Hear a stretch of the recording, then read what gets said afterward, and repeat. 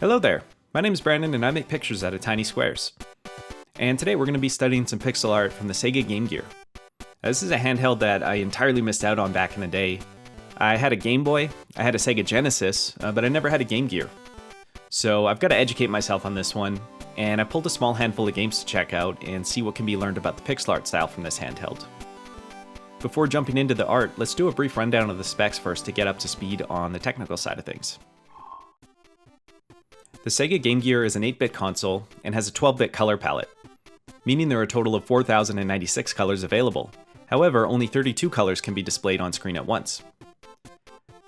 The 3.2-inch backlit screen has a resolution of 160 by 144 pixels, the same as the Nintendo Game Boy, but the pixels here actually have a slight rectangular aspect ratio to them. So if we consider a regular square pixel to have dimensions of 1 by 1, naturally, those of the Game Gear are about 1.2 in width instead. Because of this, I've tried to correct the materials I'll be showing today in order to give them their intended appearance of aspect ratio. We'll mostly be talking about universal pixel techniques and color selection anyway, so this is only a minor consideration, but it'll be closer to the proper and intended way to view these things nonetheless. So let's go take a look at some games. First up is a game called Arena, or known in the North American market as the edgier Arena Maze of Death. In this game, you run and gun your way through several industrial settings, trying to overthrow a television broadcasting company who are actively brainwashing the public. Definitely a solid dystopian premise that's reminiscent of John Carpenter's They Live. And from an artistic standpoint, what's striking and unique about this game, among other Game Gear titles, is the isometric perspective. Like most pixel art that uses this perspective, the orientation here follows an angle of 2 pixel wide line segments to build out the world. Along with this, we're opened up to 8 directions of movement, being the traditional up, down, left, right, but then the 4 diagonals so you can run along those isometric axes as well. It definitely doubles up your sprite workload to animate every single angle like this, but it's also worth it for getting the freedom of movement and this sort of 360-degree representation of the character design.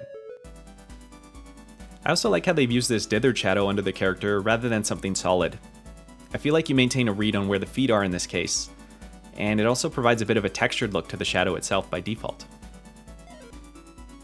There's also that sort of grittiness to the coloring and detail here, which is something that gives off a very quintessentially Sega feel to me. With the limited color, we can see lots of efficiency in using different tones to pull texture out of stone, metal, and wood. These crates here are a great example of that because they sneak in an olive tone among the brown there, and it seems to give off more of a natural appearance and texture. In the menu screen, there's a gradient of 6 pinkish tones used to create this shimmery bordering along the info boxes, and a few of the corners apply an extra edge of that for some added shine.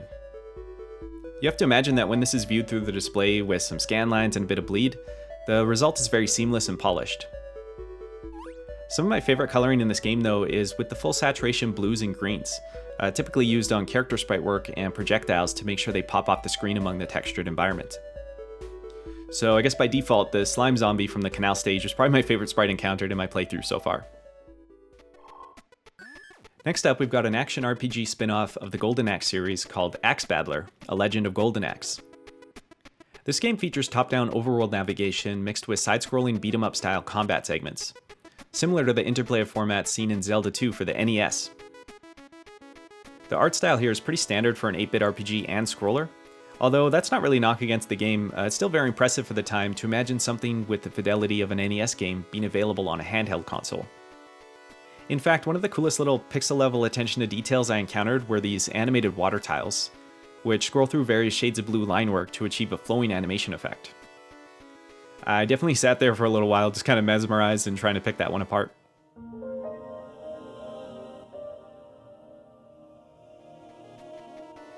But if we take a closer look at each of the gameplay formats, we'll see how they both break down according to a universal 8x8 tiling scheme. This is usually pretty easy to spot in top-down RPGs, since we've got things like the flat tiling of the pathways indicating those hard edges, and the character sprite in this format is a squat 16 by 16 pixels also. On the side-scroller side of things, the character sprite is 32 pixels tall, with another 8 on top of that for the rest of the sword height.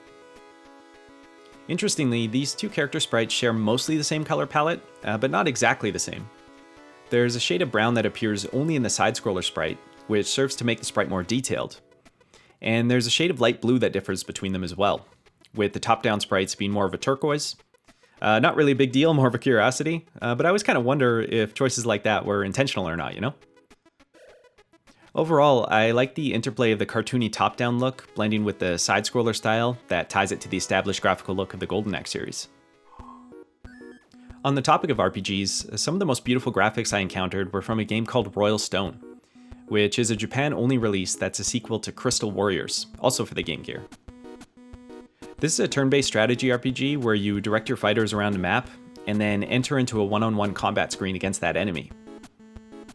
The vertical layout of the screen is a refreshing take on the typical horizontal layout that you see in a lot of these RPG battle systems, and the character designs and portraits are also very fun and vibrant. By far the winner for me though, and this may be my favorite of the day actually, was the pixel work from this intro scene, showing a brief glimpse of a kingdom town. The rendering quality here is just almost reminiscent of that found in something like Final Fantasy or Chrono Trigger on the Super Nintendo, with a bit of grace of course to account for the fact that this is being produced on an 8-bit handheld and not a 16-bit home console. Within this one screenshot, there are a total of 28 colors at play, among the possible total of 32 at once. And it definitely shows with all the subtle details, textures, and vibrancy going on here. First of all, let's start with these tiles on the ground here. Rather than being a simple design, there's a lot of overlapping line work, suggesting intricate patchwork detailing in the world itself. And the mix of colors serves to reinforce that as well. I love the use of dithered checkerboarding here, because at a broad glance, it kind of produces a new color, something halfway between the foundational beige color and whatever's been applied with that. Even though the orange, green, and blue accent colors used within this tile are fairly vibrant in their own right, the fact that they're essentially diluted 50% through dithering also means that they won't compete for attention against the saturated character sprites. Another eye-grabbing component are the strong colors used to create the water tiles. The vibrancy seen here results from the strong hue shift along the light to dark tones, using turquoise to blue to purple, rather than just sticking to various shades of blue alone. This is an efficient way to pack in a wide range of color while offering strong and noticeable shade tones as well. Once again, we also have that consistency of lighting by having the shadows on the water appearing to the right of this wall only, just like the ground tiles. Lastly, I just wanted to point out the roof work here, because I like this combination of the angled shading and the front highlight of the shingles. Together, there's just a really interesting dimensionality going on there. The control among the beige and white applications is also really spot on. There are a few highlights up top, coming around to the solid beige trim of that forward angle, then white along the front, and back up to the apex with a dash line to kind of work the perspective of that change in angle. I think I'm just slowly convincing myself that this might be the best scene from any Game Gear game, but I've only covered 3 games so far, so that's not really fair. So let's keep going. The next one here is just sort of a quick honorable mention, or sort of a wildcard kind of pick. It's another Japan-only release called Coca-Cola Kid. And I don't know if this emerged before or after the rise of Pepsi Man, but it's super 90s and it's a really colorful and fun platformer that's a bit like Sonic in that you're trying to work up a bit of speed and flow, except here it's through a combination of skateboarding and cola-powered charge attacks. Graphically, some of the level designs can be a tad simple, but I love the expected and blatant product placement of Coca-Cola throughout. And there's some great sprite work for the kid himself doing all sorts of rad things like chewing bubblegum, riding skateboards, and drinking Coke. In particular, the kicking sprites have some great elasticity and exaggeration to them. So overall, there's just a lot of personality and energy brought to the game through that sprite work.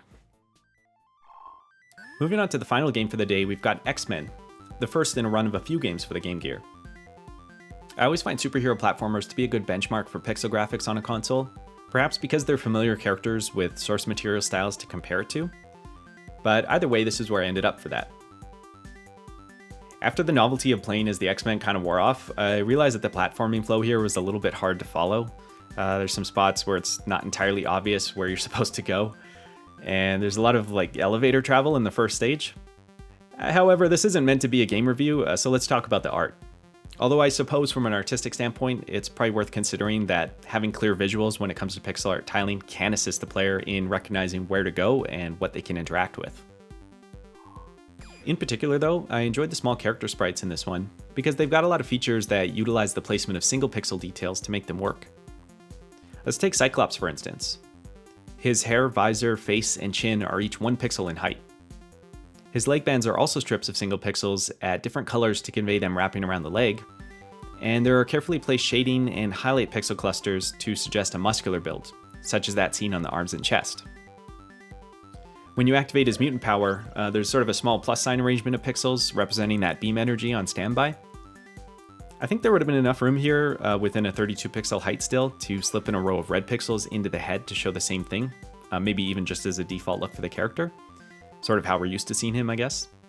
However, this game lets you turn the powers on and off, so maybe it's more noticeable to have those red pixels only show up when the power's active. Also, let's talk about that stance. I mean, talk about getting the most out of a single pose, right? Even at this low resolution, we're getting this noticeable angling of the shoulders against that of the hips. So it's looking more dynamic than the sort of more rigid posturing of Wolverine's idle stance, for example. When doing my own character work, most times I'll start by using a stick figure skeleton to find poses. So I just wanted to break down some of these into a rudimentary form like that to show how one might go about designing a dynamic sprite. Thinking about the sprite in this way often helps, because once you've got that proportioning in place, you can move that form around into different action poses that you need, perhaps even using strict pixel perfect angles to guide that posing. I'm not really suggesting that's how these ones were put together from scratch, but to me the sprite work here indicated that there was some careful thought into the arrangement of form. Alright, so that'll be it for me for my first steps into the world of the Game Gear. If you've got a favorite game for this system to recommend, let me know in the comments, because I think I'll have to do another round of these at some point, or just something else Game Gear related, because there seems to be a lot of great pixel art here to be found within these specifications. So thank you for watching, and take care and keep it square.